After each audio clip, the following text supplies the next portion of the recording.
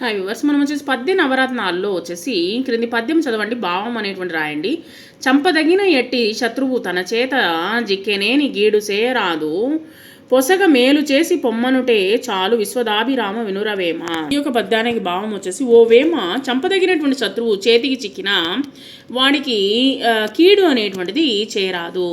తిరిగి ఏదైనా ఉపకారం చేసి పంపిస్తే అదే నిజమైనటువంటి శిక్ష. ఈ యొక్క క్రింది పదాలకు అర్థం రాసి సొంత వాక్యం అనేటువంటిది రాయండి. చిక్కు, పొసగ, పెన్నిది, పిదప అనేటువంటి దానికి. చిక్కు అంటే దొరుకు, దొంగతనం చేసినటువంటి వ్యక్తి చివరకు పోలీసులకు చిక్కాడు. తర్వాత వచ్చేసి పొసగ అంటే తగినట్టుగా, రాము చెప్పే మాటలకు అతను చేసేటువంటి పనులకు అస్సలు పొసగడం లేదు, అంటే తగినట్టుగా లేదనమాట. పెన్నిధి అంటే గొప్పదైన నిధి, గురువులు అందించేటువంటి జ్ఞానము విద్యార్థుల జీవితానికి ఒక పెన్నిధి వంటిది. తర్వాత పిదప అంటే తరువాత, రాము మొదట బాగా చదువుకున్నాడు, ఆ పిదప మంచి ఉద్యోగం సంపాదించి స్థిరపడ్డాడు. ఈ విధంగా వచ్చేసి సొంత వాక్యం అనేటువంటిది రాశాము.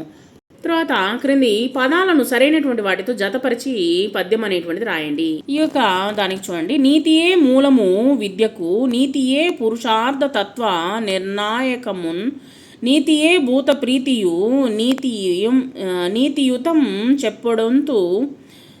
చెప్పడొందు నియత పరంబున్. ఇక క్రింది ప్రశ్నకు సమాధానం అనేటువంటిది రాయండి. శత్రువు చేతికి చిక్కినప్పుడు ఏం చేయాలి? మీ సొంత మాటల్లో రాయండి. చంపదగినటువంటి శత్రువు చేతికి చిక్కినా కానీ వాడికి కీడు అనేటువంటి చేయరాదు. తిరిగి ఏదైనా ఉపకారం చేసి పంపిస్తే అదే నిజమైనటువంటి శిక్ష. గీతలో అందంగా రాయండి. నీతియే మూలము విద్యకు. ఈ విధంగా వచ్చేసి మీరు 2 లైన్ నోట్బుక్లో రాయండి. నీతియే మూలము విద్యకు.